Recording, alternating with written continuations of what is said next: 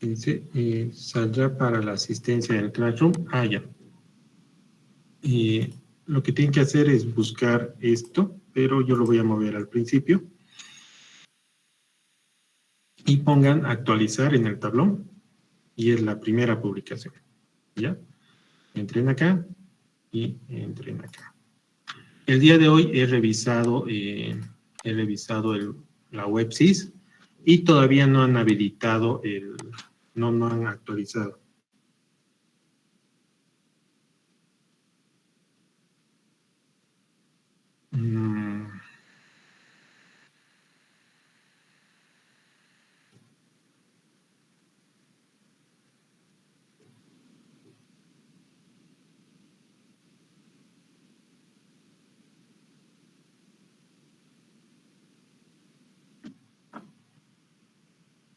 ¿Ya? Entonces, registren su asistencia en el control de asistencia, en el Classroom. Y, bueno, el día sábado hemos quedado en el método de Boussinesq, ¿no? Aplicando el principio de superposición para la ubicación de un punto dentro del área uniformemente cargada y esta metodología, ¿no? El día de hoy teníamos que ver el método de Neumann, pero eso lo vamos a dejar para el día de mañana. ¿Qué es lo que vamos a ver el día de hoy? El día de hoy vamos a hacer una pequeña práctica en función del ejemplo 1.2. ¿Ya? El ejemplo 1.2 es este ejemplo que está en la página 36. ¿Ya? Y este ejemplo tiene como base, lo que vamos a hacer hoy día es primero ver el ejemplo 1.2, vamos a aclarar dudas y vamos a tener una pequeña práctica con respecto al ejercicio que vamos a ver, ¿ya?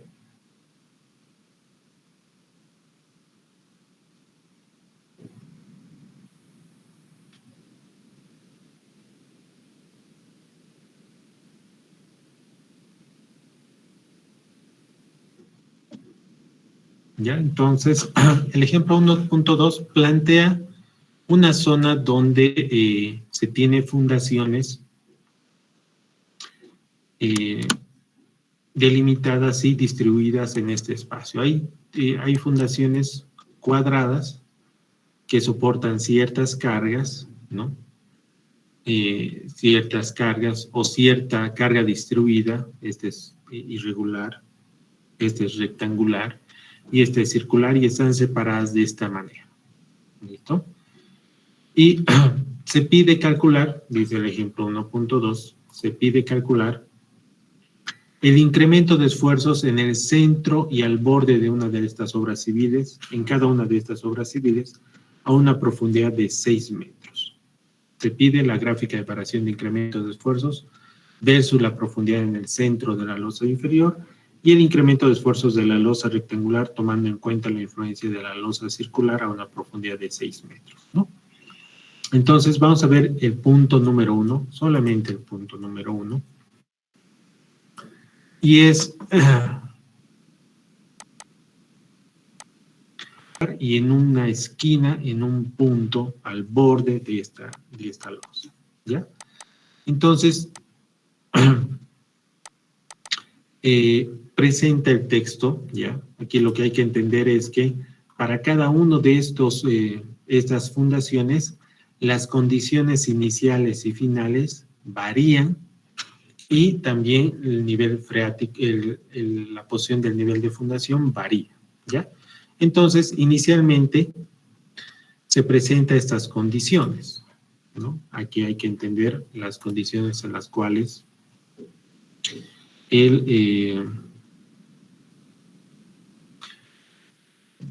la fundación se encuentra, ¿ya? Y el texto presenta que esta fundación rectangular presenta una carga total a nivel de fundación, el nivel de fundación está a 1.5 metros, de 120 kilopascales.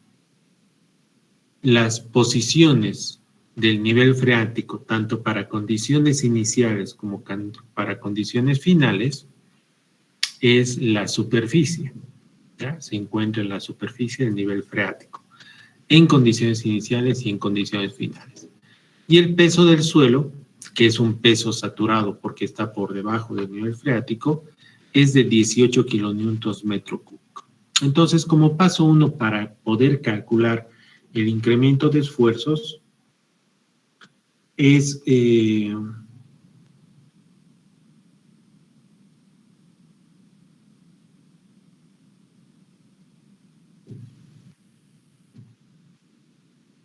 calcular la carga neta.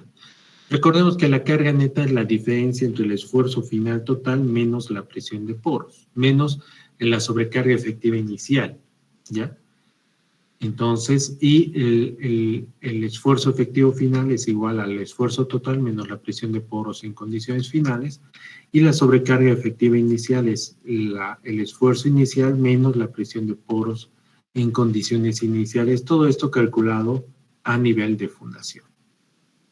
En este caso, ya, vamos a empezar a calcular cuánto es la sobrecarga efectiva inicial de esfuerzo total en condiciones iniciales. Para eso hay que ubicarnos en la profundidad del nivel de fundación y establecer cuánto es el peso del suelo en condiciones iniciales. Como las condiciones iniciales muestran que el nivel freático está acá, todo este peso es un peso saturado y hay un único suelo acá, ¿no? Entonces es 18 por 1.5. Eso da 27 kilopascales. ¿Cuánta es la presión de poros en condiciones iniciales a nivel de fundación? Eso es 9.8 por 1.5. Y eso es 14.7. La diferencia es la sobrecarga efectiva inicial de 12.3. Para las condiciones finales, la carga bruta es 120 kilopascales, que es la carga distribuida que está transmitiendo la fundación, menos la presión de poros en condiciones finales a nivel de fundación. En este caso, en las condiciones finales del nivel freático se encuentran en la superficie, por lo tanto, la presión de poros en condiciones finales es 9.8 por 1.5, eso es 14.7.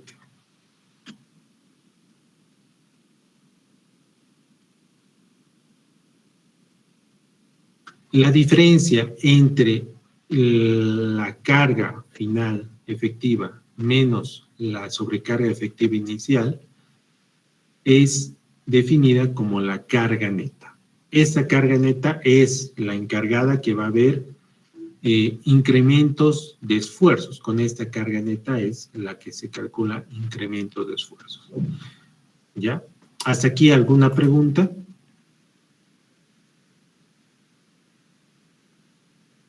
¿Ya? Vean que en el texto no calcula esta presión de poros, ¿no? De 14.7, sino lo deja como presión de poros y en la resta, como son condiciones iguales, se elimina y el resultado sale 93. Pero a veces, las condiciones finales e iniciales del nivel freático varían, por lo que es necesario separar su cálculo. Yo les recomiendo que se acostumbren a realizar todo este ejercicio. Primero se calcula el esfuerzo total inicial, luego la presión de poros en condiciones iniciales y la diferencia es la sobrecarga efectiva inicial. Se calcula la presión a nivel de fundación en condiciones finales, se calcula la presión de poros en condiciones finales a nivel de fundación y la diferencia nos da la carga efectiva final. La diferencia entre la carga efectiva final y la sobrecarga efectiva inicial es la carga neta. ¿Ya? Ahora, recordando este principio de superposición que hemos visto el día sábado, ¿ya? Para poder calcular en cualquier punto dentro de del área uniformemente cargada, a partir de este punto se divide en pequeñas subgrupos, ¿no? En pequeños subáreas, y se calcula la influencia de cada una de estas subáreas al punto estudiado. En este caso se pide exactamente en el centro de la zapata. ¿Qué es lo que ocurre cuando en el centro de la zapata dividimos el área estudiada exactamente en la mitad? Lo que ocurre es que se forman 4 rectángulos iguales. En este caso, los 4 tienen base de 2 metros y largo de 3.5. ¿Ya? Y al final se tiene que sumar la influencia de cada uno de estos rectángulos. Y en este caso, los rectángulos son iguales. Por lo tanto, solamente hace falta calcular la influencia de uno de estos rectángulos para completar la operación. ¿Cómo se calcula esto? Aplicando el método de Boussinesq. Es un área uniformemente cargada rectangular donde una de sus esquinas está cargada.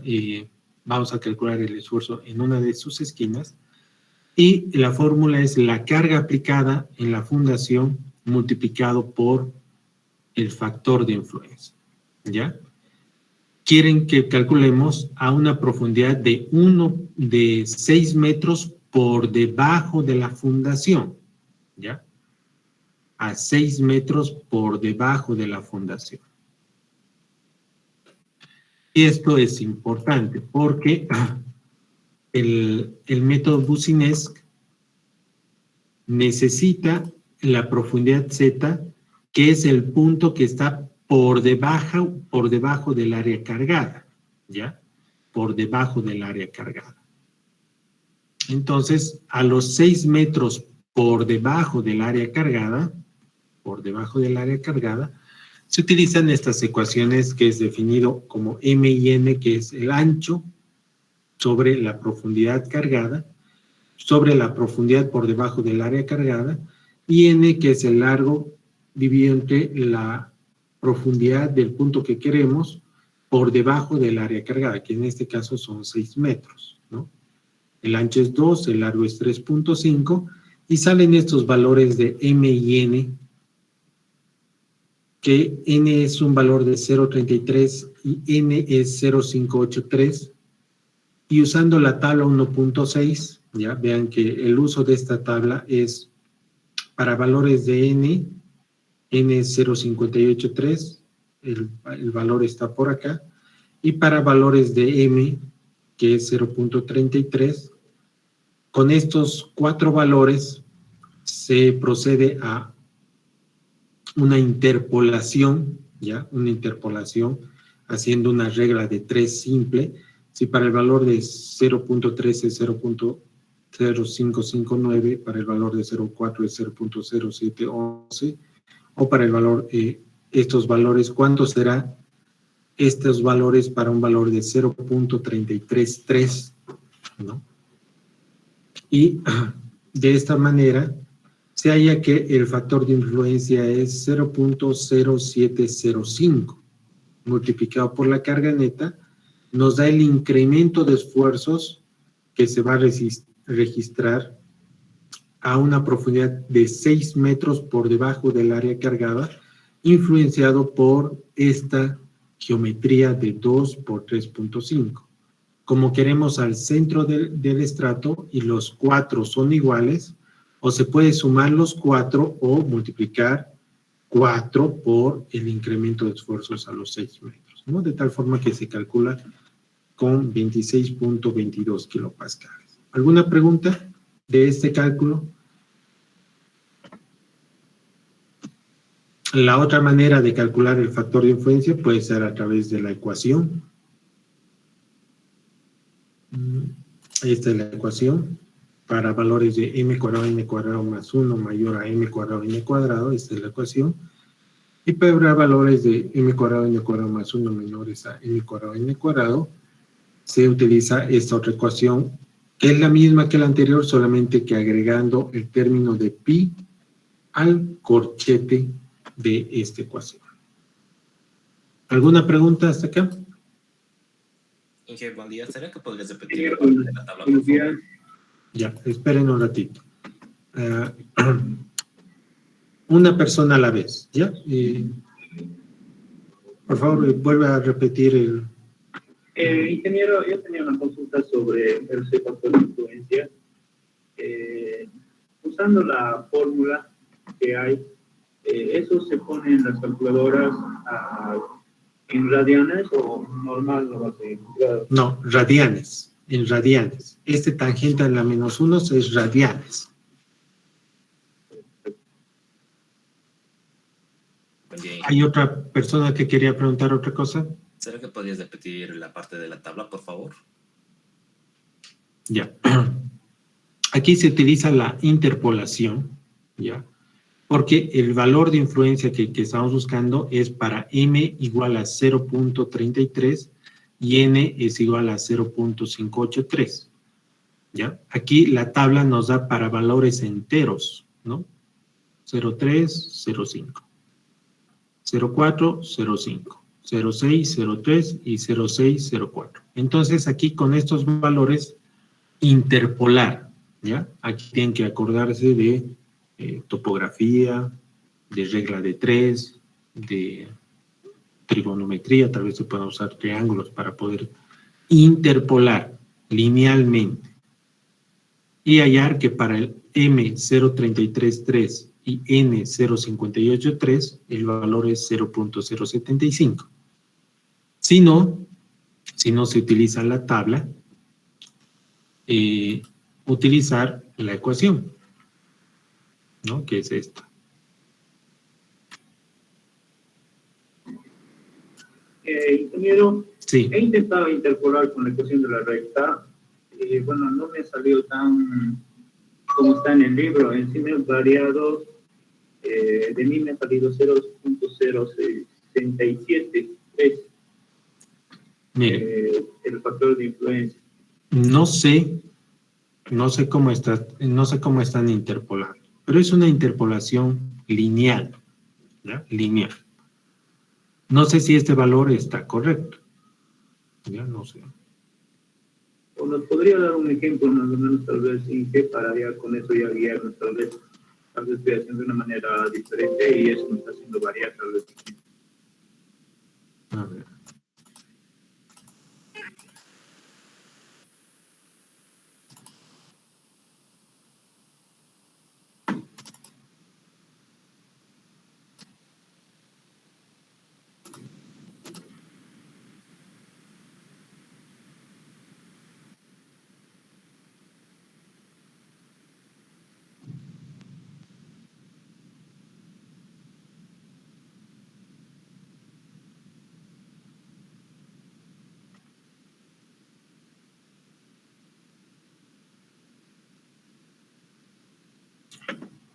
No tengo preparado. ¿Ya? Para mañana voy a preparar. ¿Ya? Lo que tienen que hacer ahora, ya al ver que hay dudas con una interpolación simple, ¿ya? Porque esto es una interpolación lineal simple, y no es parte de la materia enseñar interpolación simple. Para eso tienen cálculo 1, cálculo 2, cálculo 3, o no sé, álgebra 1, álgebra 2, otras materias, no sé, topografía. Yo pienso que es lo más práctico, ¿ya? Cómo interpolan datos en topografía, con puntos en 2 dimensiones, en 3 dimensiones, geometría descriptiva, digamos, ¿ya? Ahorita no tengo algo preparado, y en realidad yo quería tomar una pequeña práctica, pero el día de mañana vamos a tomar la práctica. Lo que tienen que hacer ahora es estudiar el ejemplo 1.2 en su totalidad. ¿Listo?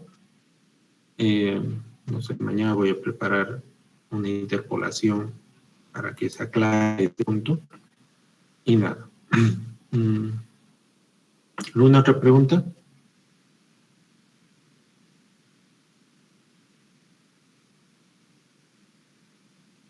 Ingeniero, está en lo correcto mi compañero. Al hacer la interpolación con los valores de M y N, no sale el valor de I que está en el libro. Ya, está bien.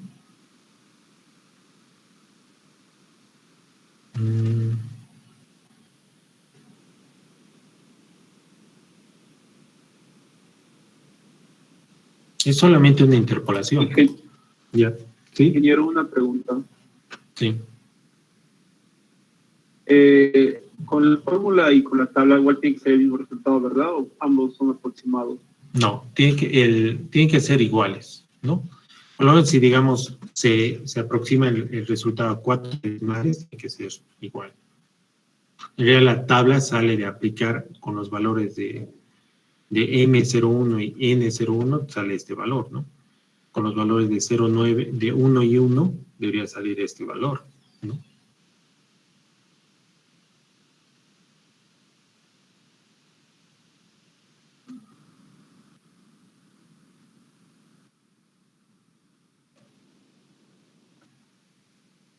¿Alguna otra pregunta?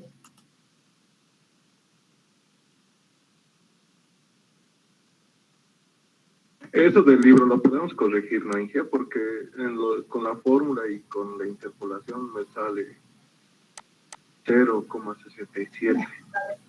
0.067. Sí. Sí, lo pueden corregir. Han visto que hay errores de taipeo, hay errores de cálculo. La idea es que acá se entienda que el uso de la tabla es con interpolación lineal. El uso de la fórmula es la fórmula, ¿no?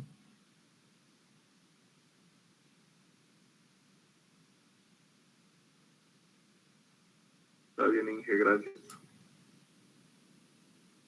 Ya. Entonces, el texto presenta diferentes situaciones. Situaciones, por ejemplo, en la losa circular. Aquí las condiciones han cambiado. Aquí las condiciones han cambiado.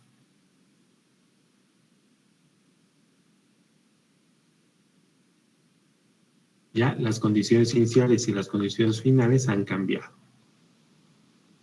En las condiciones de zapata cuadrada, las condiciones han cambiado. ¿Ya? Aquí lo que se muestra es que cada uno de estos presentan variaciones de nivel freático o variación de la carga, y cada uno de estos presentan una forma o una adecuación de calcular la carga neta.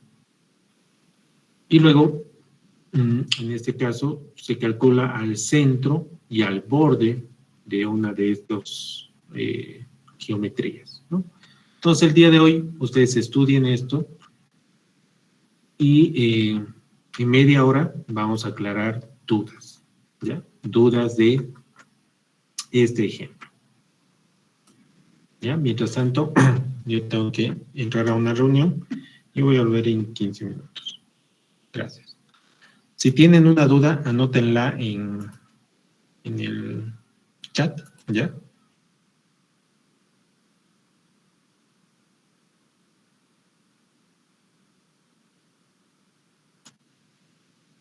A mí con la tabla me sale igual, pero con 2 decimales. No sé.